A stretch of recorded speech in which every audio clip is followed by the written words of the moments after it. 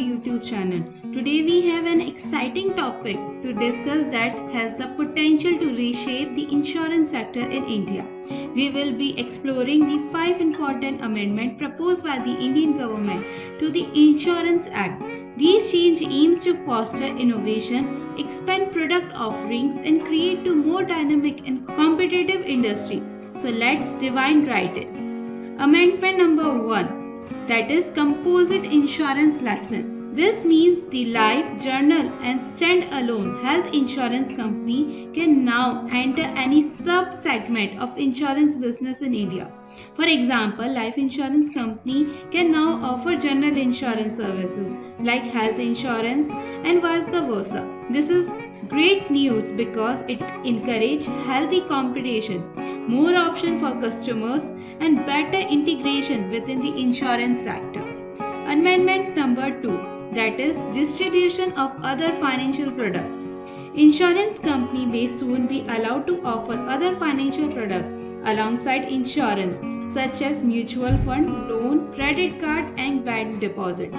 This is beneficial for customers because they can access a wider range of financial service from a single provider. It also opens up new avenues for insurance company to generate revenue.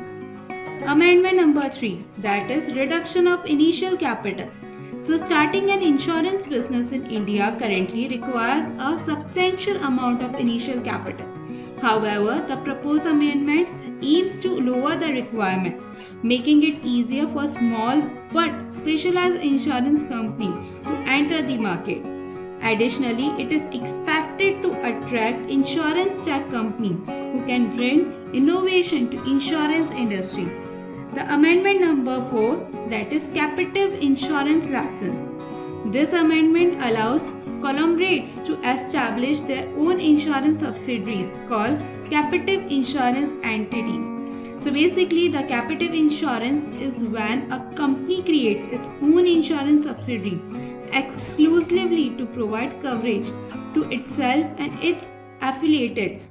This gives business more control over their insurance needs and risk management strategy. The last amendment that is proposed, that is investment regulation. So currently, insurers in India have specific investment limit. However, the proposed amendment will give insurance regulator, that is IRDAI, the power to adjust these limits based on market condition and industry dynamics. This flexibility will enable insurers to make better investment decisions and adapt to changing market trends. So, to summarize, these proposed amendments are aimed at rephrasing the insurance sector in India by fostering innovation, expanding product offering and creating a more dynamic and competitive industry. The change will allow insurance companies to enter new area of business, distribute additional financial products and manage their risk more efficiently. This will ultimately benefit consumers by providing them with more options and better services. It is an exciting time for the Indian insurance sector. So we hope you find this overview informative, that is help you understand the potential impact of these proposed amendments.